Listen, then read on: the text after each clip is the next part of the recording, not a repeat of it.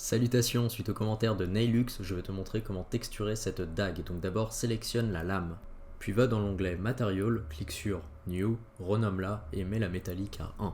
En haut, tu peux te rendre dans l'espace de travail Shading et là tu as un bloc qui apparaît qui contient exactement les mêmes informations qu'à droite. Shift A pour faire apparaître un nouveau nœud, on va prendre un color ramp qu'on va brancher directement dans la base color, ça va indiquer la couleur de l'objet, puis un noise pour créer des déformations aléatoires va-t-on dire, et puis on va finir avec un mapping et un texture coordinate. Si ça ne fonctionne pas chez toi, je t'invite vraiment à bien regarder les branchements de mon côté et à essayer de reproduire les mêmes.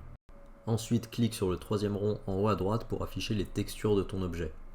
Je t'invite par la suite à aller dans Noise, Texture et à trafiquer un peu tous les paramètres pour voir ce que ça rend, autant que ce soit le scale, que les détails, que la distorsion, que la roughness. Puis sélectionne ta color ramp, Shift D pour la dupliquer et rejoins-la à la roughness de ton principal BSDF.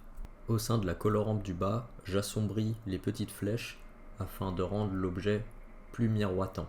J'écarte et je rapproche plus ou moins les deux flèches l'une de l'autre, c'est ce qui va permettre d'avoir un objet plus ou moins contrasté sur les parties réfléchissantes et non réfléchissantes.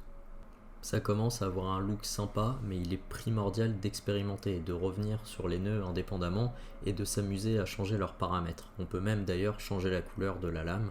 Ensuite, nous allons placer une lumière. Pour ça, il faut mettre le curseur dans le viewport 3D, puis faire Shift A, Light, puis Spot.